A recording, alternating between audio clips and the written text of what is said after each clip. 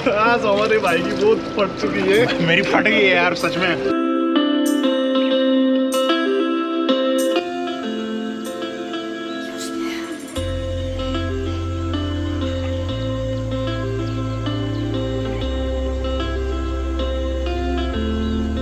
Good morning भाई लोग, मैं अभी हूँ महेंद्र नगर में, जो कि नेपाल के वेस्ट बॉर्डर का सबसे नज़दीकी टाउन है। तो रात में हैरी भाई के जाने के बाद मैं अपने लिए रूम खोजने लगा, तो मुझे पता चला कि कोई एग्ज़ाम चल रहा है यहाँ पर, इसलिए यहाँ पर स्टूडेंट्स बहुत सारे आए हुए हैं। तो होटल और लॉज ऑलमोस्ट भरे हुए हैं, जो कि मेरे बजट में थे। तो रूम खोजते खोजते मैं एक लॉज में पहुँचा और वहाँ पर भी रूम खाली नहीं थी। तो लॉज ओनर ने बताया कि देखो यहाँ पर रूम तो खाली है नहीं, इसलिए तुम मेरे घर पर चलो, वहाँ पर रहना, चार्ज वही देना जो तुम यहाँ पर देते। तो घर पर चलो, वहाँ एटलीस्ट घर का खाना मिलेगा। तो कल मैं यहाँ पर जैसे ही आया वैसे ही मैंने अपने सारे के सारे कपड़े खंगाल के टांग दिए, क्योंकि भाई साहब मुझ में एक बड़ी दिक्कत है कि मुझे पसीना बहुत होता है और गर्मी के दिनों में मैं एक बार जो कपड़ा पहन लूँ वो दोबारा मैं नहीं पहन सकता बगैर खंगाले। तो इसलिए मैं सबसे पहले आते आते अपने कपड़े खंगाल लिए थे। तो अभी तो ये सारा का सारा सूख गया है। तो बस इसके बाद मुझे निकलना है नेपालगंज के लिए। एक्चुअली नेपालगंज नहीं, वहाँ पर एक टाउन है कोहालपुर, जो कि यहाँ से लगभग 200 किलोमीटर दूर है। और कोहालपुर पहुँचने के बाद मुझे माउंटेन रीजन में जाना है, क्योंकि वहाँ पर मेरे एक यूट्यूब फ्रेंड का घर है, उसका गाँव है। तो मैं कुछ दिन वहीं पर रहने वाला हूँ।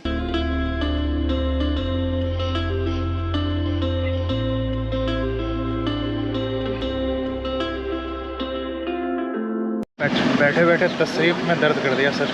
बहुत दूर है। कितना दूर है और नेपालगंज? अब 2 घंटा लगेगा। 2 घंटा। तो अभी एक जगह पर गाड़ी रुकी हुई थी और उसके जस्ट सामने एक बहुत ही बिंदास ब्रिज है गुरु, कसम से बहुत ही बिंदास।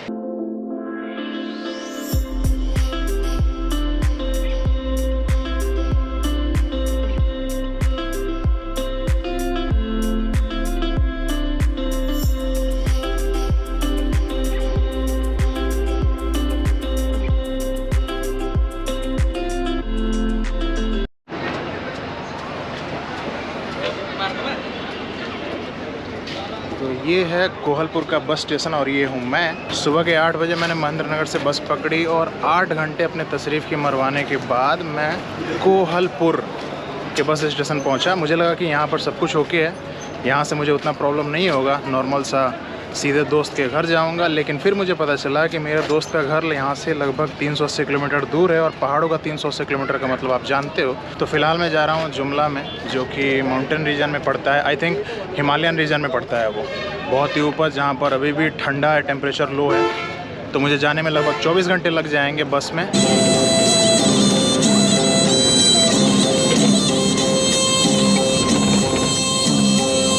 तो रात में एक बहुत ही अजीब सी चीज़ हो गई कि हमारा बस यहाँ पर आके लगभग 1 बजे रुक गया और हमें बताया गया कि फ़िलहाल ये बस इससे आगे नहीं जाएगी, क्योंकि नेपाल गवर्नमेंट बसेस को पहाड़ों में रात में ट्रैवल करने के लिए इजाज़त नहीं देता है। हो सकता है बाकी सारे जोन में ट्रैवल करने के लिए इजाज़त देता हो, बट इस जोन में रात में बसेज नहीं चलती हैं। यहाँ पर ऐसा कुछ बना हुआ है, दुकानदारों ने छोटा छोटा बेड बना के रखा है, तो 100 रुपये में पब्लिक को देते हैं आराम करने के लिए 5-6 घंटे के लिए। और मेरी इस बस जर्नी में मुझे मिले हैं सुमित भाई। अब भले ही मुझे नेपाली समझ में नहीं आती है, but we both know a common language English, so it's very easy for us to communicate. लगभग 4 घंटे पहाड़ में चलने के बाद एक जगह पर हमारी बस रुकी हुई है। यहाँ पर मैं पहली बार लोकल नेपाली फूड खाने वाला हूँ। खाने में कुछ ऐसा है, हाँ बस ये है मटन। लोकेशन तो बहुत ज़बरदस्त है गुरु, लेकिन जो हमारी बस है वो थोड़ी सी कम ज़बरदस्त है।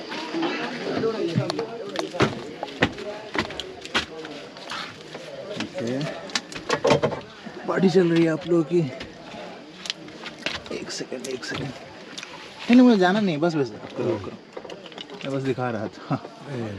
ये वाली सीट मेरी है, बैग वहीं कोने में रखा पड़ा है और दुबक के जाना पड़ रहा है। जब बस भर जाती है ना गुरु, तो बस ऐसे समझ लो भर जाती है, जगह नहीं बचता थोड़ा भी। तो भाई लोग, अभी मुझे पता चला कि हम लोगों के साथ कुछ स्पेशल लोग भी ट्रैवल कर रहे हैं। 1 2 3 4, तो 4 स्पेशल लोग मेरे साथ ट्रैवल कर रहे हैं, लेकिन कुछ ऐसी जगह पर ट्रैवल कर रहे हैं जो कि मुझे दिखे नहीं। अभी दिखे हैं तो मैं आपको दिखा देता हूँ।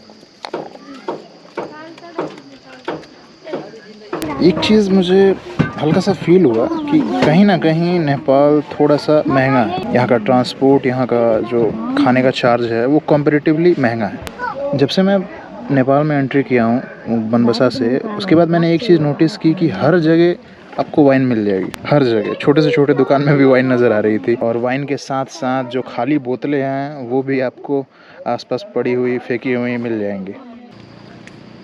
बड़ी भयंकर होती है, और यही वजह है कि यहाँ पर नाइट में गाड़ी चलने नहीं देती है सरकार।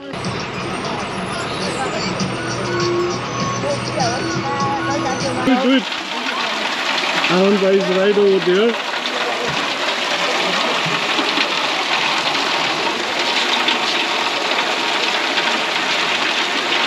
Fast. Is it good? Is it good? Yeah, that's pure water, you know.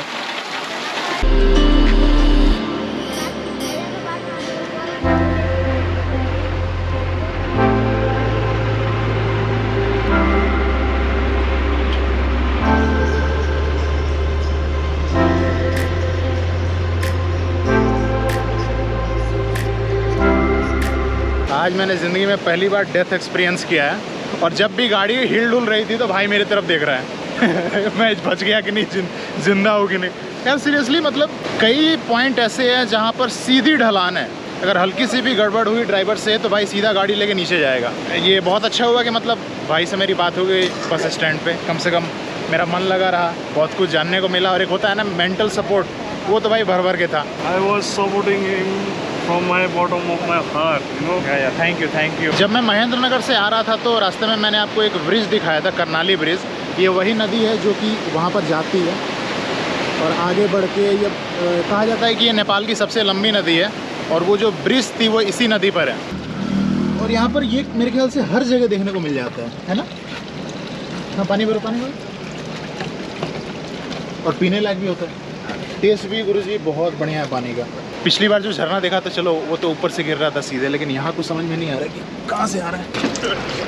Pure water, पीने का पानी। आज हमारे भाई की बहुत फट चुकी है। मेरी फट गई है यार सच में। तो भाई साहब अभी हम लोग हैं नगमा बाज़ार में, और यहाँ से मुझे अभी 40 किलोमीटर आगे जाना था, लेकिन इत्तेफाक से इतनी रात में भाई 40 किलोमीटर आगे जाना मेरे लिए थोड़ा सा मुश्किल हो सकता है। तो हमारे साथ एक आदमी आए हुए थे, तो फिलहाल हम उनके जान पहचान के किसी जगह के घर में रुकेंगे। हाँ, आपको याद है ना वो 4 बकरी जो हमारे साथ आई हुई थी हाँ, उन्हीं उसी के मालिक। और ये हमारे 4 बकरियाँ, और ये मालिक। हेलो, तो मेरे कुछ दोस्त लोग मिल गए। आ जाओ तो सामने सारे के सारे लाइट्स में, तो सारे हाई कर दो। मैं मोबाइल में रिकॉर्ड एक्चुअली किया था, बट मोबाइल में उतनी अच्छी क्वालिटी नहीं है, तो मैंने गोप्रो चालू कर दिया, क्योंकि लाइट की फैसिलिटी बहुत अच्छी दे रखी है नेपाल सरकार ने तो हम और सुमित भाई बात कर रहे थे कि मुझे तो जुमला जाना है, बट अगर मैं 2 दिन उनके घर जाऊं तो ये मेरे लिए बहुत अच्छा एक्सपीरियंस होगा। सर जी भी मिल गए हैं, तो आज रात हम लोग इनके जान पहचान के दुकान में रुकने वाले हैं। बस भाई साहब बहुत रात हो चुकी है यहाँ पे, और अब खाना खा के सोना है और सुबह निकलना है।